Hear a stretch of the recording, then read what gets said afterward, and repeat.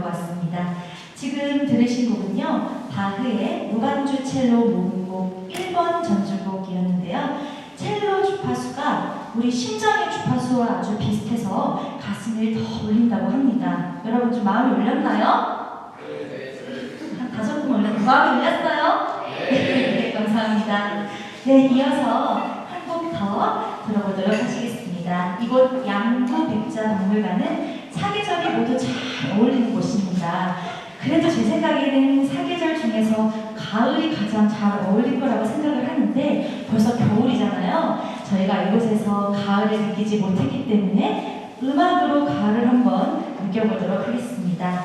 10월의 어느 멋진 날에를 들어보도록 하시겠습니다. 여러분 다음 곡도 큰 박수로 청해 듣겠습니다.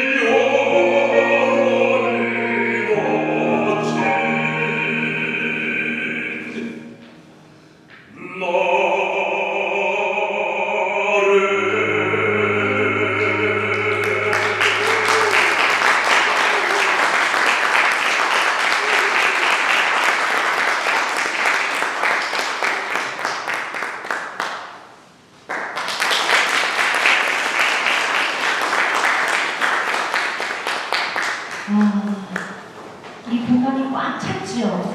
네, 10월의 어느 멋진 날에 가을로 아주 꽉 찼습니다. 악기 첼로와 사람의 목소리 베이스가 아주 절묘하게 어울리면서 저희 마음을 차분하게 만들어준 것 같습니다. 다음 강연 시작할 텐데요. 여러분들, 우리 음악과 과학이 전혀 다른 분야라고 생각되시죠? 하지만 연관이 있습니다. 아주 긴밀한 연관이 있는데요. 이 우리 음악은요, 소리의 진동으로 이루어져 있죠. 그리고 주파수, 음정, 이런 것들이 과학적 기반으로 이루어졌습니다. 그래서 그런 걸 잘 생각하시면서 강의도 들으시고 또 음악도 감상하시면 더 좋을 것 같습니다. 다음 강연을 해주실 분을 소개해드리도록 하겠습니다.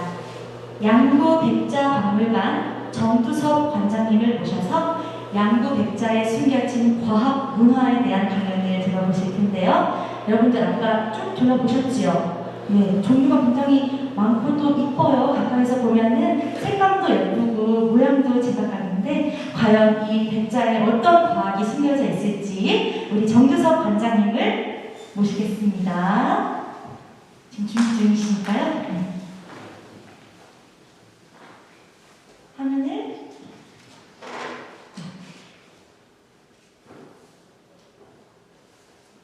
여러분 큰 박수, 박수 드리도록 하겠습니다.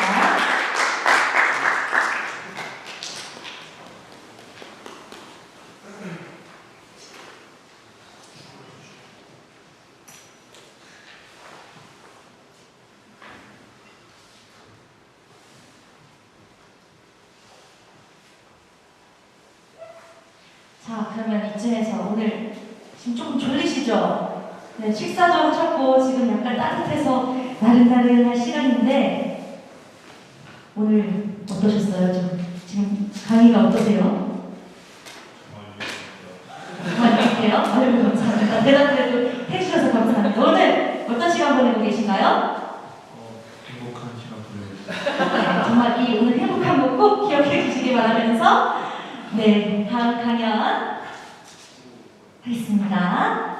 다시 한번 관장님 큰 박수를 모실게요.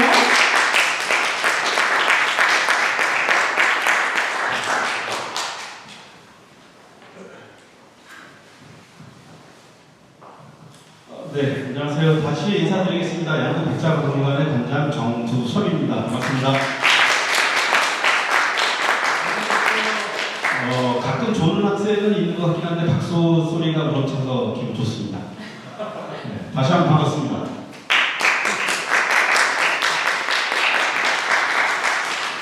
오전에는 양구 야생화 단지에서 여러분 동네하고 멀지 않은 곳에서 이제 행사를 했고 오늘 오후에는 이곳 양구 방산면의 양구백자박물관에서 간단하게 양구백자에 대한 역사성과 과학 문화, 사실 지금 과학 문화라는 말을 갖다가 붙여도 돼요. 과학이 아니면 저 도자기를 구워낼 수가 없습니다.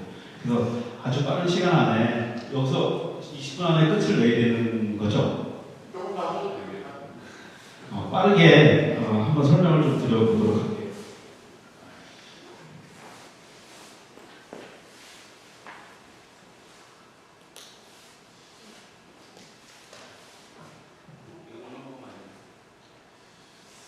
자, 앞에 그 백자가 있죠. 양구방. 이건 양구방산에서 제작이 된 백자예요. 그러니까 양구방산의 줄임을 쓴 그릇이고요.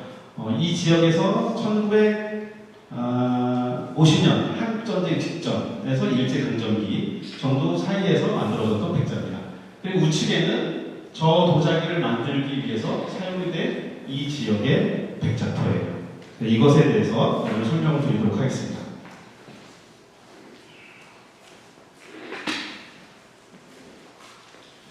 자, 가장 먼저 양구백자의 역사를 설명할 때 꼭 빠지면 안 되는 그런 유물이 있어요. 이성계가 왕의 자리에 몇 년도에 올랐는지 아는 친구 두 번째. 자, 이성계가 왕의 자리에 몇 년도에 올라요?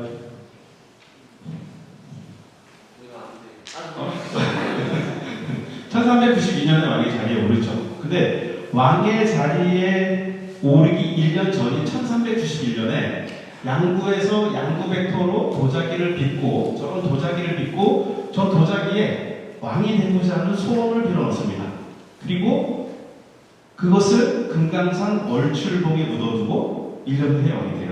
근데 그 묻어두었던 백자를 1932년에 강원도청에서 우연히 그 금강산에 방화선 공사라는, 그러니까 불이 나면 더 이상 번지지 못하게 하려고 이 사물이를 깊게 끊는 거야. 그럼 불이 이렇게 가다가 더 이상 쉽게 퍼지지 못하게 하는 그런 작업을 하다가 저 이성계가 묻어두었던 저 백자를 발견하게 됩니다. 근데 저 발견된 백자를 살펴보니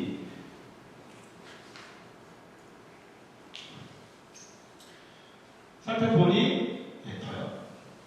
이제 백자 발이 5개가 있는데 그 백자 발 하나에 이런 명문들이 새겨져 있는 거예요. 대명홍무 24년 쭉쭉 눌러주셔도 될 것 같아요. 예. 이게 대명홍무 24년, 이건 물론 이제 한자로 새겨져 있습니다. 그러니까 대명홍무 24년은 중국의 연호예요. 저게 이제 1391년에 제작이 됐다는 것을 좀 확인할 수 있고, 그리고 성원시중 이성계와 만여명, 이성계와 그를 따르던 추종자들이 부처님께 자기가 간절히 왕이 되고자 하는 소원을 빌어놓는 겁니다. 다음이요. 네, 이렇게. 그리고 그렇게 소원을 빌어놓고 그 자기의 맨 밑 바닥 부분에, 두 부분에 신민년 4월에 우리가 방산이라고 그랬죠? 방산 사기장 심룡이 비구, 스님, 신관이 함께 기원합니다. 이런 글귀가 있었던 거예요. 그래서 양구 지역의 백자를 이성계 발원 백자를 통해서 1391년 고려 말 정도부터는 제작이 되었다는 것을 증명해낼 수가 있습니다. 근데 이 도자기는 어느 날 뜬금없이, 야, 공부 잘하는 친구 두 번째, 너 저 명통 가서 그릇을 빚어봐, 이런다고 해서 도자기를 쉽게 빚을 수가 없어요. 저 도자기를 굽기 위해서는 땔감도 있어야 되고 그 그릇을 만들 수 있는 흙도 있어야 되고 무엇보다도 그 자기를 구워낼 수 있는 기술력들을 확보하고 있지 않으면 절대로 도자기를 구워낼 수가 없습니다. 그래서 그런 이유로 저 이성계 발원 백자는 1391년에 제작이 됐지만 저 도자기를 굽기 이전인 최소한 몇 개월 또는 몇 년 전부터는 이 지역에서 백자가 제작이 되었을 것이다. 이렇게 추정을 해볼 수가 있습니다. 다음이요. 자, 그리고 우리나라 한글을 만든 이 세종대왕님께서 태어나신 해가 1397년생이래요. 근데 세종대왕이 또는 그 궁궐에 뭐 왕이 됐든 공주가 됐든 왕자가 됐든 그런 분들이 태어날 때는 그 분들의 안녕을 위해서 태를 저렇게 만들어져 있는 태 항아리에 담아주고 태실이라는 거를 지어서 거기다 보관을 하고 그 태실도 지키는 병사들이 있을 정도로 그렇게 소중하게 달았습니다. 근데 이 세종대왕의 태항아리도 양구 지역에서 제작이 되었을 가능성이 가장 큽니다. 그러면 자, 그리고 조선이 건국이 되기 전에는, 그러니까 조선이 건국이 되고 나서 1467년에 경기도 광주에 분원이라는 것이 설치가 돼요. 그 분원은 임금의 밥상을 책임지던 사원이라는 곳에서 도자기만을 만들기 위해서 경기도 광주에 설치한 국가 도자기 공장입니다. 그게 분원이에요. 근데 그 1467년에 그것이 설치되는데 그 이전에는 그 전국에서 도자기를 제작해서 공납을 받아서 중앙관청에 사용합니다. 그런데 그 시기에 다른 지역에서는 백자로 제작을 해서 중앙에 공납을 하는 것이 아니라 분청사기로 제작을 해서 공납을 합니다. 근데 양구 지역에서만 거의 유일하게 백자로 제작을 해서 공납을 하게 되는 거죠. 자, 첫 번째 보이는 이 사진은 사선이라고 이제 글씨가 새겨져 있죠. 이거는 임금의 밥상을 책임지던 사원이라는 것하고 비슷한 역할을 했던 사선서에서 사용했던 그릇이에요. 이것은 이제 살펴보면 춘천의 서면 방동리 신승경 묘역 인근에서 발견이 됐는데 이 백자도 이 양구 방산 지역에서 제작이 되었을 가능성이 큽니다. 다음이요. 자, 그리고 태조 다음의 왕이 정종인데 정종이 왕이었던 사람이 왕의 자리를 물러나면 왕의 위가 될까요? 왕의 아래가 될까요? 왕이었던 사람이 왕의 자리를 물러나면 왕의 위 상왕이라고 얘기해요. 그래서 정종이 상왕이 되었을 때 그 상왕구가 공항 관청이었고 좀 전에 순승구였나요? 자, 이 순승구는 세자들이 태어났을 때 세자를 위한 그 세자부예요. 이 순승구에서 사용했던 글도 양구지역에서 제작을 하고요. 다음이요. 좀 전에 말씀드렸던 태조 다음에 정종이 상왕이 되었을 때 그 상왕부가 공안부라는 관청인데 이 공안부에서 사용했던 것도 양구지역에서 제작을 합니다. 자, 이거는 예빈시라고 새겨져 있는 편인데 예빈시는 사실 이제 고려시대에도 있었고 조선시대에도 있었던 관청입니다. 근데 이 예빈시는 어떤 역할들을 했냐면 지금의 외교부 정도의 역할을 했던 거예요. 외국에서 손님들이 오면 그 손님들을 접대하던 관청 이렇게 이해를 하시면 됩니다. 이 예빈시에서 사용했던 그릇도 양구지역에서 제작을 해요. 자, 이거는 장흥고라고 새겨져 있는 편인데 장흥고는 지금의 기획재정부 돈 대주고 물건 대주고 뭐 이런 정도로 이해를 하시면 될 것 같습니다. 이 장흥고에서 사용했던 그릇도 양구지역에서 제작을 합니다. 그래서 가장 먼저 말씀드렸던 이성계 발원 불사리 정원부와 세종대왕의 태양아리 그리고 조금 전에 나열했던 관사명이 새겨져 있는 양구지역의 초기 백자들을 통해서 조선의 백자가 시작이 된 곳이 양사라고 이야기할 수 있는 근거를 마련할 수 있습니다. 자, 다음은 백토에 대해서 좀 설명을 드릴 건데요. 1467년에 경기도 광주에 군원이 설치가 된다고 그랬죠. 근데 그 군원에서는 경기도 광주에 있는 백토만을 이용해서 도자기를 구워내는 것이 아니라 전국에 있는 좋은 백토들을 공납을 받아서 사용합니다.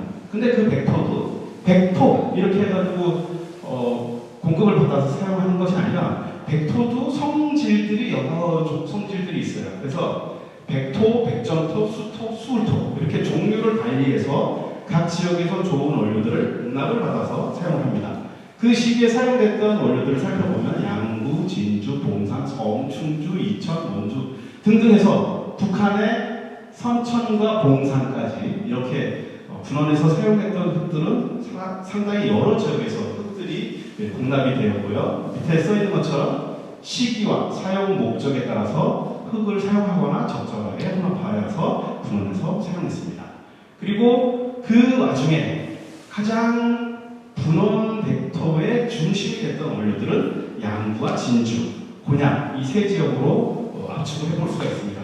근데 이 양구, 진주, 곤양 이 세 지역의 흙들은 명칭을 달리했어요. 아까 말씀드렸듯이 양구의 흙은 백토라고 지칭을 했고 진주의 흙은 백정토라고 얘기했고 곤양의 흙은 수을토라고 얘기했습니다. 근데 이 세 가지 흙들의 특징은 양구의 흙은 도자기를 만들었을 때 흰 살결을 만들어주고요. 진주의 백전토는 이게 도자기가 고온으로 올라가면 그 온도를 버티지 못하고 녹아서 흘러내리거나 주저앉는 경우가 있습니다. 근데 불 속에서 그 부심을 견뎌주는 뼈의 역할을 합니다. 그리고 곤양수 을토라는 것은 그 도자기 맨 표면에 씌워지는 유약의 역할을 해요. 그래서 백토, 백전토, 수토 이 세 가지의 흙들이 사용되게 되는데 가장 중심 지역은 양구, 진주, 곤양 이 세 지역으로 압축을 해볼 수가 있습니다. 다음에 대해서 양구백토에 대해서 간단하게 좀 설명을 드릴게요. 양구백토는 우리가 좋은 도자기를 만들기 위한 좋은 백자토는 철분이 1% 이하 함유되어 있는 흙 이렇게 편하게 얘기를 할 수 있어요. 근데 양구 지역에서 군원으로 옮겨갔던 그 흙의 원성을 살펴보면 0.1%에서 0.2% 그러니까 1%가 0.1%에서 0.6%. 그러니까 철분이 엄청 적게 들어있는 거예요. 그래서 쟤네들은 곱게 분쇄만 해도 아주 하얀 백자를 만들어낼 수 있는 좋은 원료라고 이제 이야기를 할 수가 있습니다. 그리고 분원에 공급됐던 공급량들은 1년에 500석에서 550석. 이 석은 섬하고 같은 개념인데 한 석은 부피로 9말, 한 말은 16kg 정도 됩니다. 그래서 연간 공급됐던 양들은 지금의 무게 단위로 다시 환산을 하면 72톤에서 72.2톤 정도의 흙들이 매해 분원으로 공급이 되었다. 그리고 저 흙이 채굴되기 위해서 동원된 민원은 약 500호가 여기에 응했다. 저게 1714년 기록일 겁니다. 1714년에 양구 지역의 인구가, 가구가 몇 가구나 있었나 살펴봤더니 약 1700여 호 있었더라고요. 그러면 우리나라 양구 전체 민호의 30% 정도가 저 흙을 채굴하기 위해서 동원이 되었다. 이렇게 이제 이야기할 수 있겠죠. 그리고 한 집에 한 명씩만 해도 500명이 동원된 거죠. 상당히 많은 사람들이 동원이 됐다. 된다고 볼 수 있고요. 운송은 너희들 동네 인제 원통 사람들은 동원이 됐겠지, 그지? 인제, 화천. 옛날은 화천은 화천이라고 안 불렀어요. 남천이라고 불렀어요. 인제, 남천, 춘천, 홍천 이 네 개의 읍에서 흙을 옮겨갔어요. 여러분들 지금 여기 앉아 있는 게 아니라 조선시대 태어났으면 양구에 와서 흙을 옮겨가야 됐을 수도 있어. 근데 지금 옛날 얘기하고 있잖아, 그지? 자, 이거는 이제 양구 벡터를 채굴할 때 그 채굴지의 전경을 갖다 찍은 겁니다. 이 하천 바닥에. 하천 바닥을 원래 못 건드리게 되어 있더라고요. 근데 2006년, 2007년도에 겁도 없이 제가 100% 주더라도 했어요.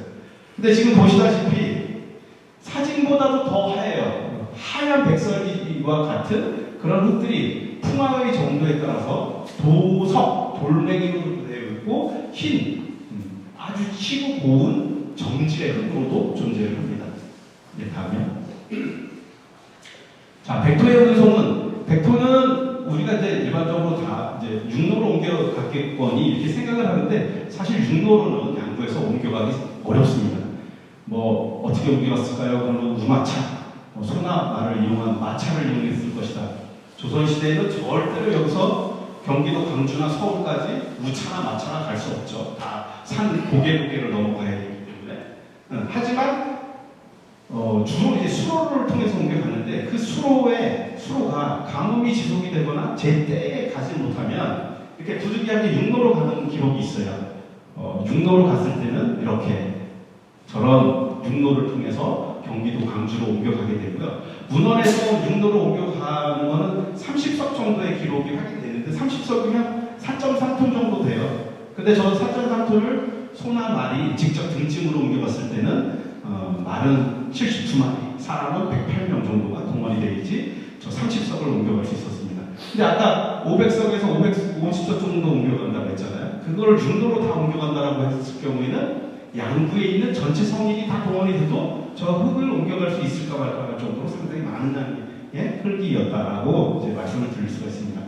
저 길이를 제가 따져보니까 지금은 사실 저거 연구했을 때 기억이 하나도 안 나는데 따져보니까 한 300리 정도 됐었어요. 그래서 우리가 뭐 옛날에 군대 가면 백리임금 얘기하고 어쩌고저쩌고 했었는데 그렇게 낚시기에 흙을 가져간다라고 했을 때 3일에서 5일 정도의 시간이 걸리면 저 흙을 경기도 광주로 옮겨갔을 것이다. 이렇게 추정을 해볼 수가 있습니다. 자, 그리고 주로 옮겨갔던 거는 수로를 통해서 옮겨가요. 박물관 바로 옆에 수입천이라는 하천이 있습니다. 그 하천을 따라서 쭉 내려가면 북한강 상류를 만나게 되고요. 그 북한강 상류의 수로를 통해서 봄, 가을 배 한 척에 25석씩 나눠 심고 경기도 광주로 옮겨가게 됩니다. 다음이요. 자, 이제 마지막 그야말로 백자에 숨겨진 과학에 대해서 좀 설명을 좀 드리도록 하겠습니다.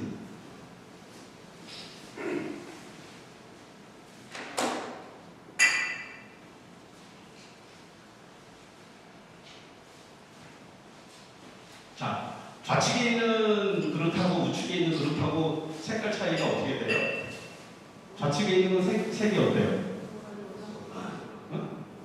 그렇지. 우측에 있는. 그렇지. 자, 이게 실물이에요, 실물. 이 안을 보면 이쪽은 파랗고 이쪽은 노랗지. 그리고 이렇게 표면을 봐도 여기 노랗고 파랗지. 근데 이 두 자기의 차이점은 흙도 아니고 유약도 아니야. 졸렸지. 이따 내 시험 봐도 다 한번 이거 줄게. 잘 들어. 자, 흙도 아니고 유약도 아니고 불의 온도도 아니야. 얘를 색을 갖다가 구분해낼 수 있는, 다르게 할 수 있는 요인은 뭐냐면 불 때는 방식에 따라서 달라져요. 뭐냐면 우리가 불을 뗄 때 크게 두 가지 방식으로 이제 설명을 할 수가 있어요. 이 백자토에는 아까 여기 선생님 열심히 듣고 계시던 선생님 계시던데 이 흙 속에 좋은 백토는 흙 속에 철분이 어느 정도 함유되어 있다고 제가 말씀드렸어요? 그렇죠. 잘 들으시더라고요. 1% 이하 함유되어 있는 흙으로 작업을 했을 때 좋은 백자 원료라고 얘기해요. 그런데 이 흙 속에 들어있는 그 산화철의 색이거든요, 이게. 흙이나 유약 속에는 산화철들이 미세하게 들어있고 그 미세한 철들은 붉은색을 띠고 있기 때문에 아주 흰색에 약간의 붉은색이 있기 때문에 이런 색의 그 흙이 되는 거예요, 일반적으로. 그런데 얘를 불을 떼어 가열해서 도자기를 구워내는데 기물과 기물 사이에 있는 산소만을 태워서 얘를 구워냈을 때는 그 산화철의 색이 그대로 나오는 거예요. 그래서 백자가 하얀 백자가 아니라 이렇게 노란빛이 나는 백자가 됩니다. 그런데 여기에 연료를 강제로 더 집어넣어요. 막 집어넣으면 기물과 기물 사이에 있는 산소를 태워서 도자기를 만드는 건데 연료가 더 많이 들어가는 거예요. 그래서 산소가 더 필요해요. 그러면 이제 이 도자기에서 어떤 현상들이 벌어지냐면요. 그 산화 제이처럼 Fe2O3 맞지? 그치 맞지? 철에 산소가 매달리면서 산화가 돼서 산화철이라고 얘기하잖아요. 근데 거기 Fe2O3에 O가 뭐예요? 산소죠. 그렇죠? 그 산소가 필요해서 이 흙 속에 산화철로 되어 있는 이 철 속에 있는 산소를 뺏어다가 태워요. 그래서 부식되기 이전에 철의 색으로 되돌아가요. 그러면서 이렇게 푸른빛의 백자가 돼요. 청자도 여러분들 알고 있는 거는 청자는 초록색이죠. 근데 청자를 만드는 흙도 갈색이야. 그리고 유약의 재료도 그 갈색이 들어있는 그 흙을 이용해서 만들어요. 근데 이 백자보다 철분이 훨씬 더 많이 들어있어. 걔네는 철분이 2% 3% 이상 들어있어요. 그러니까 걔네들이 마찬가지로 철의 원래의 색으로 되돌아가면서 우리가 알고 있는 진한 초록색의 청자가 되는 거예요. 이렇게 되면 자기의 과학문화로 설명이 되는 겁니다. 네. 그래서 그런 것들을 좀 말씀을 드리려고 했고요. 그리고 또 하나는 이건 이제 오전에는 양구 해안에서 야생화를 이용해서 행사를 했고 오후에는 이제 백자로 왔는데 여기에도 사실은 여기 그 선생님들 계시는데 여기서도 사실은 우리가 그런 과학 문화를 가지고 협업을 하고 있어요. 그 야생화 단지의 이영민 관장님이랑 뭐냐면 그 야생화 단지에서는 꽃을 따서 향수를 만들어요. 근데 이렇게 즙을 짜서 오일을 짜고 나머지는 찌꺼기로 버려지지. 쓰레기가 되잖아. 근데 우리 이 도자기 재료들은 전통적으로 아까 수을토라는 흙하고 식물의 재를 섞으면 예를 들어 7:3 정도로 섞으면 이런 유약이 돼요. 그러니까 거기에서 버려지는 원료들은 우리가 태워서 재로 환원을 시켜서 이렇게 아주 좋은 유약의 재료가 되는 거예요. 그래서 예를 들어서 그 해안 야생화 단지에서는 향이 나는 향기, 코로 냄새를 맡을 수 있는 향기를 만든다면 그 향기를 만들고 버려진 찌꺼기로 우리 박물관에서는 그 찌꺼기가 다시 도자기를 만들기 위한 최상의 원료가 되고 그 재와 양구백토를 섞어서 이런 유약을 만들어서 우리는 이 유약으로 만들어진 그릇은 향의 그릇기, 향이 나는 그릇으로 만들겠다. 이런 것들을 활용해서 오늘 행사들이 만들어진 겁니다. 그래서 아까 맨 끝에 영상에 보면 한자 있었지 들어가자마자 향기, 향의 그릇기. 우리 양구 방산, 양구 백자박물관에서는 앞으로 현대의 양구 백자는 향이 나는 그릇, 향기를 만들겠다라는 의미에서 그렇게 했고, 그리고 맨 끝에 통일백자 뭐 이런 얘기도 있었죠.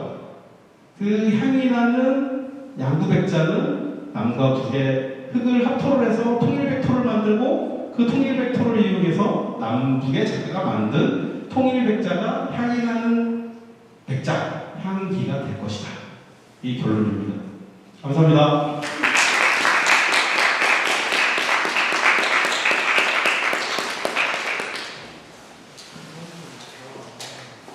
네, 백자에 이런 과학이 숨어있을 줄 몰랐습니다. 다시 한번 기회를 만들어서 백자들을 좀 찬찬히 살펴봐야겠습니다. 자, 이쯤에서 저희 또 음악을 안 듣고 가실 수 없겠지요. 아까 아름답게 연주를 해주신 DL6 앙상블 선생님들 모셔서 다음 연주 들려드리도록 하겠습니다. 사랑의 인사, 플라잉, 그리고 더 사랑하기 위하여 이렇게 세 곡 들려드릴 테니까요. 여러분들 조금 정신 좀 차리시고 이제 다 왔습니다. 여러분들 음악 감상 해주시기 바라겠습니다. 큰 박수로 다음 곡 청해드리겠습니다.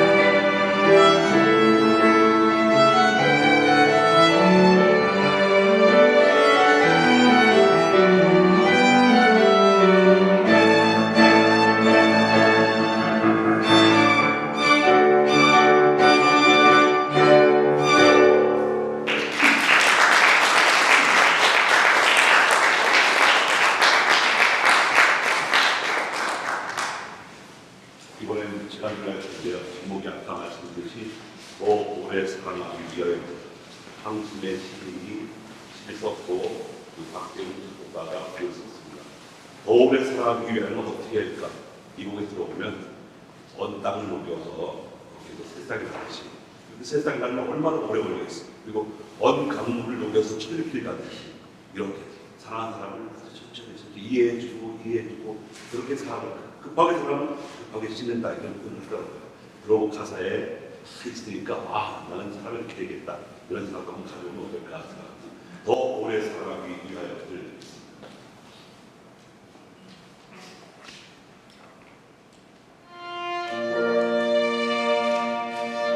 그대를 사랑합니다. 그대를 내 마음속에 품습니다. 더 오래 사랑하기 위하여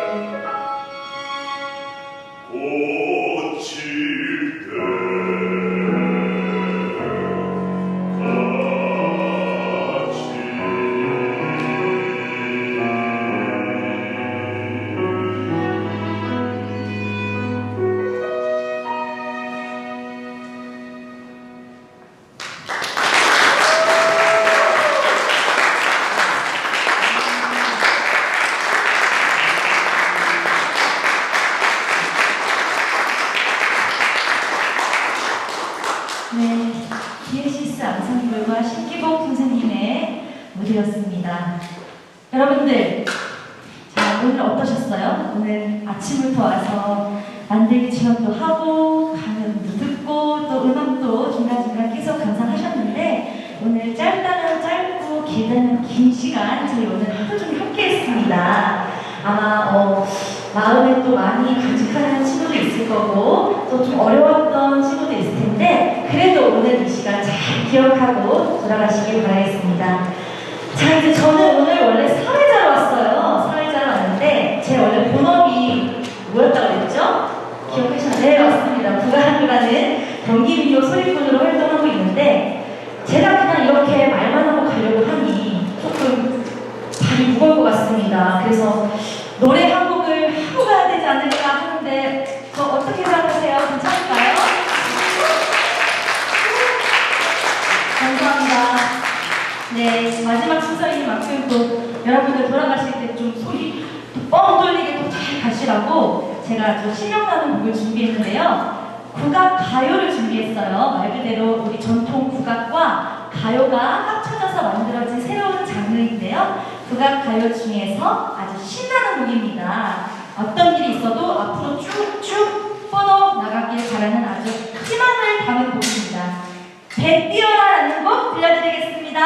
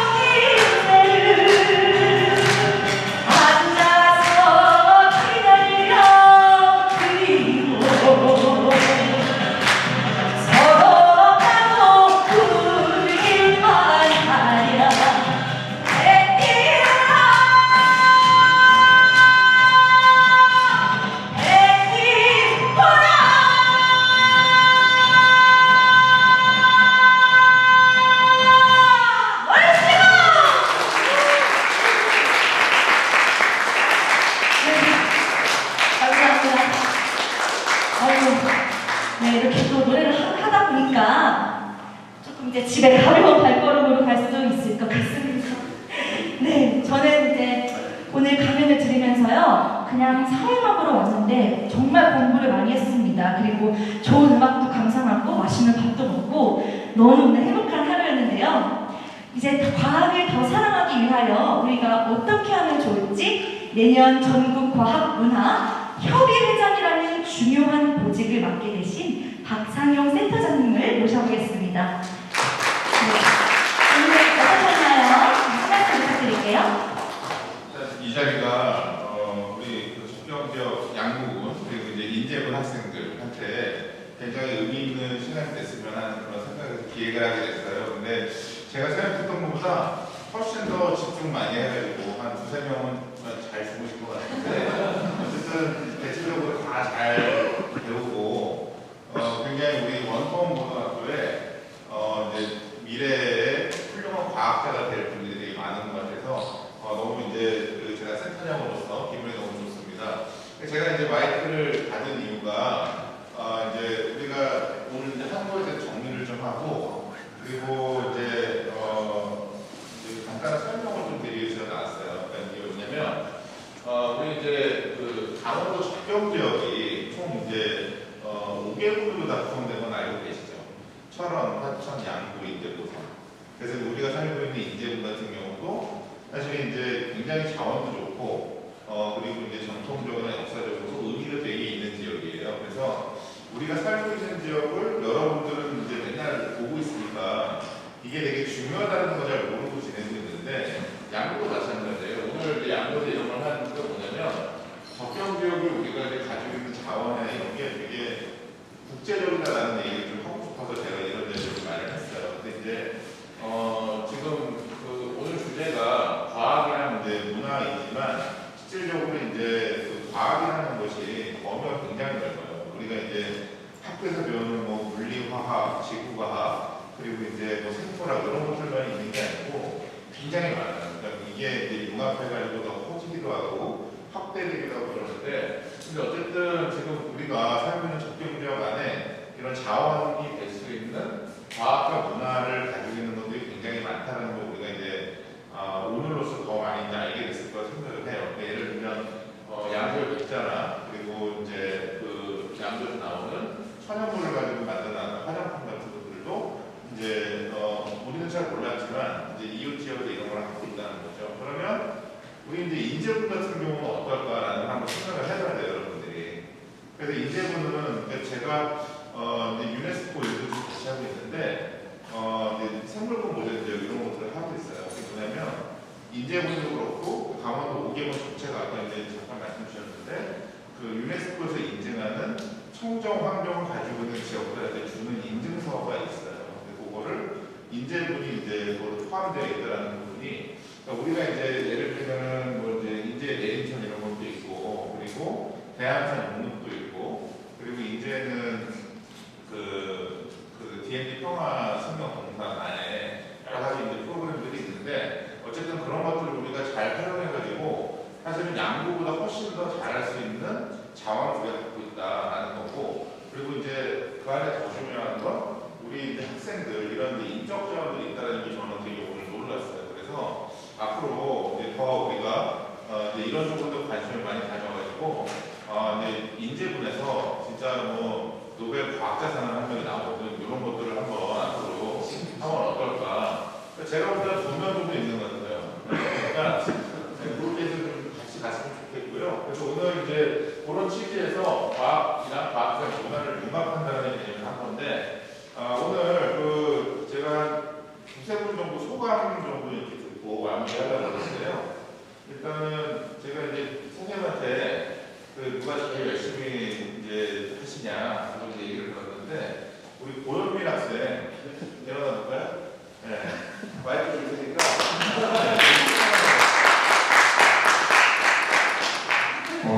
네. 일단은 과학이랑 문화랑 이렇게 융합해서 할 수 있다는 거에 되게 신기했고 오늘도 이렇게 좋은 자리에 와갖고 유익한 정보들 많이 얻어서 좋았던 것 같습니다. 네. 네, 그리고 이제 그 정혜리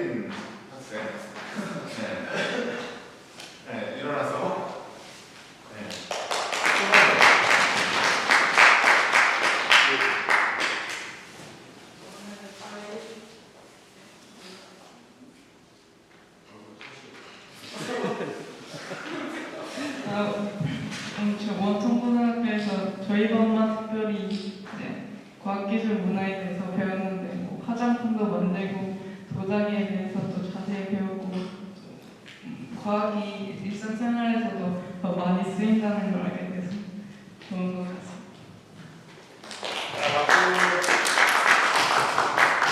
중요한 그 얘기를 많이 해줬어요. 그래서 아까 이제 그 오늘 그 도자기 그 박물관 관장님께서도 말씀하셨는데 우리가 5단에서 화장품의 찌꺼기를 가지고 이제 그 도자기에 그 위약으로 만들어서 과학과 문화가 융합되는 걸 우리가 이제 오늘 봤다는 거죠. 그런 식으로 이제 앞으로 우리가 이제 더 이런 부분들을 많이 더 이제 활성화할 수 있고 연구할 수 있게 여러분들이 이제 그런 주인공이 되는 것으로 생각하고요. 마지막으로 오늘 그 고생 많이 해주신 선생님께서 한 말씀 해주시죠.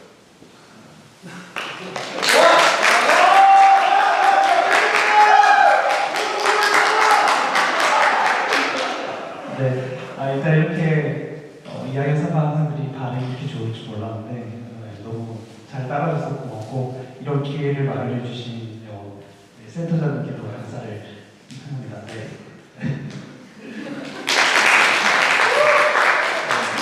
학생들 리드 해주시느라 고생도 많으셨고요. 덕분에 저희도 그 많은 걸 배웠습니다. 참고로 저희가 이제 내년에는 정선에 있는 예비랩의 지하 1000m로 들어가서 오는 것 같은 걸 하려고 해요. 그러니까 내년에 이제 그런 거에 관심 있는 사람들은 또 이제 선생님이랑 같이 오셔도 돼요. 그러니까 앞으로 이제 우리 그 제가 있는 조직이 이 조직이에요. 요거 과학문화국정센터인데 우리가 하는 역할이 그런 거예요. 그러니까 우리 강원도 18기 시군인데 지역에 있는 모든 학생들한테 이런 이제 과학 문화를 향유할 수 있는 기회를 주는 역할을 내가 하라고 강원도랑 과학기술정보통신부에서 이제 너 해라고 이제 제가 이제 맡아서 하고 있습니다. 그러니까 앞으로 이제 내년에도 이런 포럼에도 참여하면 좋을 것 같고 그리고 우리가 지금 유튜브로 여러 가지 채널들을 하고 있어요. 그래서 이제 강원 과학 문화 치면은 유튜브도 그렇고 인스타그램이나 이런 것도 다 있으니까 와가지고 이제 우리가 이벤트도 해요. 그래서 뭐 상품도 주고 이러니까 와가지고 같이 참여하고 관심을 많이 가지면서 이제 우리 그 강원도 우리 학생들이 저는 노벨상 한 10개쯤 한 20년 안에 탔으면 좋겠습니다. 자 오늘 마무리하겠습니다. 감사합니다. 네, 좋은 말씀 감사합니다. 자, 이제 인사를 하겠습니다. 저는 오늘 진행과 마지막에 짜투리 노래까지 했던 국악인 홍승이었습니다. 여러분들 감사합니다. 네. 마지막으로는 오늘은 시간 잘 소중하게 기억하시라고 단체 사진 촬영이 있을 예정이니까 사진 찍고 가셔야 되고요. 그 다음에 인제까지 무사히 잘 가시기 바라겠습니다. 감사합니다.